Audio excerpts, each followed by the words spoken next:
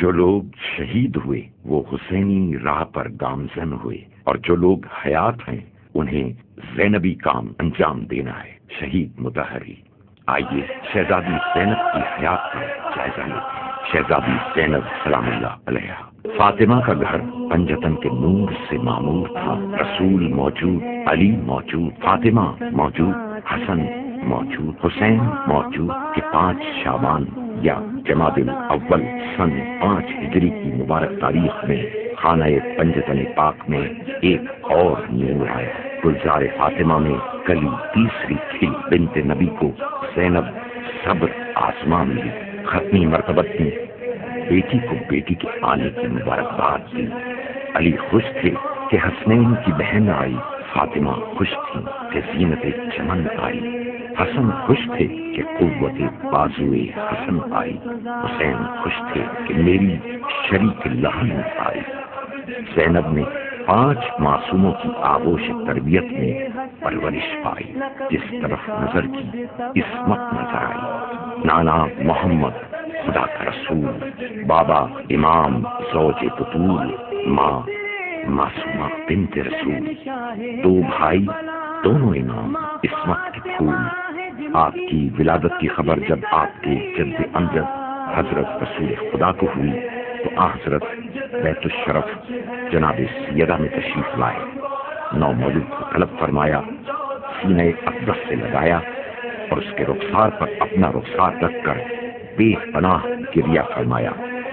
بیوی نے وجہ گریہ دریافت کی تو آپ نے ارشاد فرمایا، اے جان پدر، تیرے بعد یہ بچی متعدد تکالیف و مصائب میں گرفتار ہوگی۔ شہزادی کی کنیت و القاب۔ آپ کی کنیت میں اختلاف ہے، بعض کے نزدیک ام الحسن اور بعض ام کلثوم کہتے ہیں۔ آپ کی خواہر کا نام بھی ام کلثوم تھا۔ آپ کے مشہور القاب صدیقہ کبریٰ، عالمہ غیر معلمہ، نائب زہرا، شریکت الحسین، مظلومہ اور عقیلہ قریش تھے۔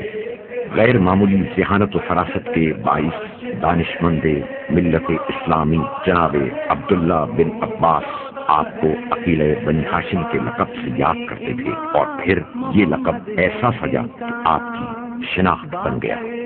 مخدومہ صرف 5 سال ہی کی تھیں کہ پہلے تو دم ہوش چاہنے والے نانا کو رخصت ہوتے دیکھا، اور پھر اس عظیم حادثے کے زیادہ سے زیادہ 3 مہینے کے بعد ماں کی مامتا سے محروم ہو گئی۔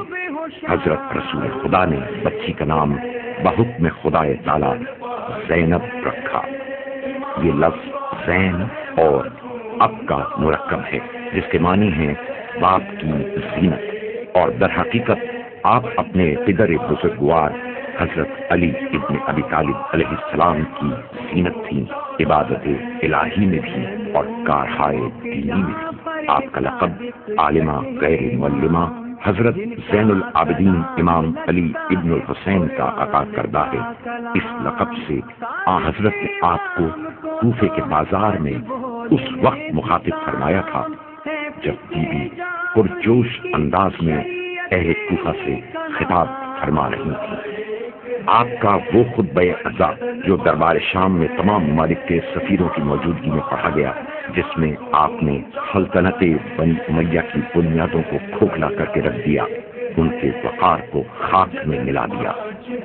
آپ نے اپنے بھائی حسین کی عزت و شرافت، ان کے بلند درجات کو اور نشانات کو عوام پر ظاہر فرما دیا۔ شہزادی کی شادی۔ سن 17 ہجری میں جب شہزادی کا سن عزیز 12 برس کا تھا، حضرت علی ابن ابی طالب علیہ السلام نے آپ کا عقد جناب جعفر طیار کے صاحبزادے حضرت عبداللہ کے ساتھ کر دیا، اور ساتھ 2 شرائط بھی رکھی۔ پہلی شرط، اے عبداللہ، میری بیٹی زینب کو دن میں 1 مرتبہ ضرور اجازت دے دینا کہ وہ اپنے بھائی کا دیدار کر لے، کیونکہ یہ ممکن ہی نہیں کہ تمام دن گزر جائے اور زینب حسین کا چہرہ ہی نہ دیکھیں، ورنہ میری بیٹی مر جائے گی۔ دوسری شرط، جب کبھی حسین سفر پر جانے کا ارادہ کریں تو میری بیٹی زینب کو قافلے کے ساتھ جانے کی اجازت دے دینا۔ قافلہ حسینی مدینے سے کوچ کے لیے تیار ہوا۔ بھائی نے خود بہن کو بڑے اہتمام سے ناقے پر سوار کرایا تھا۔ قافلے کی روانگی سے قبل جب ابن عباس نے حضرت امام حسین کو ترک سفر کا مشورہ دیا اور امام نے مشیت الہی کو پورا کرنے کی خاطر اس سے انکار کیا، پھر ابن عباس نے مشورہ دیا کہ فرزند رسول مخدرات عصمت کو ہمراہ نہ لے جائیں۔ شہزادی زینب نے جب یہ گفتگو سنی تو فرمایا، اے ابن عباس، افسوس ہے کہ تم بھائی کو بہن سے جدا کرنے کا مشورہ دیتے ہو۔ خدا کی قسم، میں ہرگز اپنے غریب بھائی کو تنہا نہ چھوڑنے گی۔ مدینے سے مکہ اور وہاں سے کربلا تک شہزادی زینب ہر منزل میں ہمہ وقت امام حسین کے ہمراہ تھیں، ہر حال میں شریک رہی۔ روایت ہے کہ جب قافلہ حسینی خزینہ کی منزل پر پہنچا اور شب و روز وہاں قیام کیا تو صبح کو شہزادی زینب نے بھائی کی خدمت میں حاضر ہو کر عرض کی کہ رات ایک ضرورت سے جب میں خیمے سے باہر آئی تو میں نے حاطف کو یہ کلمات کہتے سنا، اے آنکھ، آنسو بہانے کی کوشش کر کہ میرے بعد شہداء پر کون روئے گا، اس قوم پر جس کو موت ایفائے عہد کے لیے وعدگاہ پر لیے جاتی ہے۔ اے بھائی، یہ کلمات مصیبتوں کے آنے کی خبر دیتے ہیں۔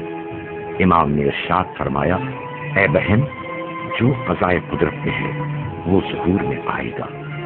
قافلہ حسینی کا کربلا میں غروب 2 محرم سن 41 ہجری کو جب یہ قافلہ سرزمین کربلا پہ وارد ہوا، یزیدی فوجوں نے دریائے فرات کے کنارے سے خیام حسینی جو پہلے سے نصب تھے ہٹا کر دوسری جگہ نصب کرنے پر اصرار کیا۔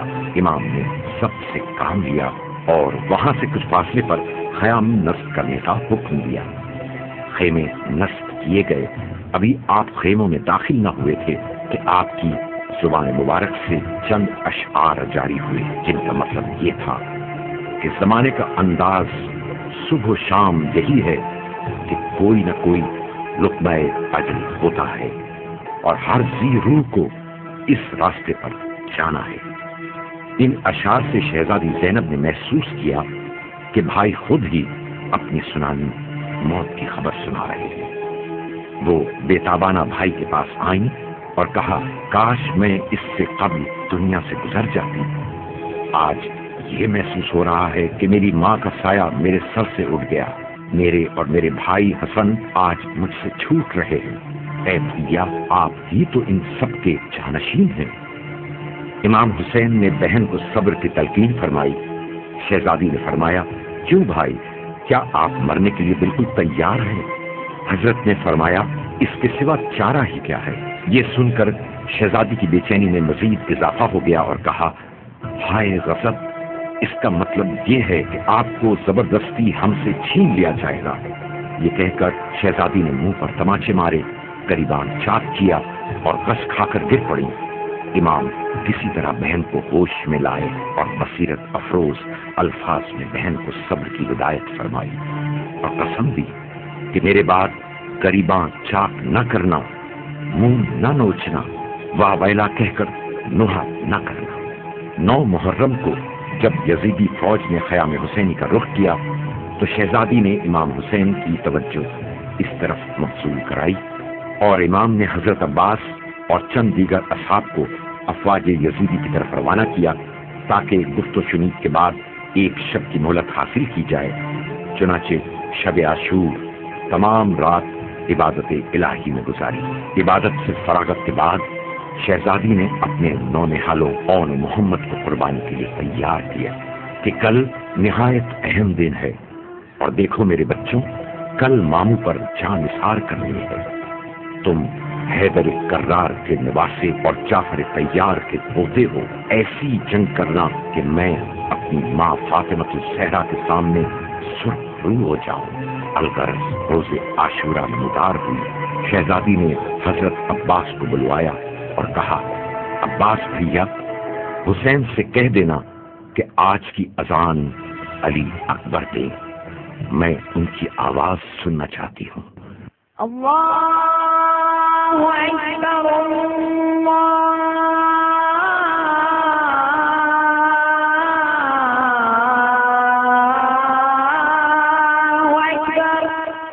اکبر، اذان علی اکبر پر دل اوسائی بہت ہوئی۔ نماز فجر کے بعد شہزادی نے اپنے بچوں کو لیا اور خدمت امام میں گئیں، اجازت مانگی۔ مولا نے سنا تو ایک مرتبہ حسرت سے بہن کو دیکھا۔ زینب، یہ یاد رکھنا، اون محمد کے بعد کوئی ماں کہنے والا نہ ہوگا۔ زینب، تیری کوکھ اجڑ جائے گی۔ بالآخر اس میں جہاد عطا ہوا۔ اون محمد میدان میں آئے، بڑی بہادری سے جنگ کی، لیکن ننھے ننھے بچوں پر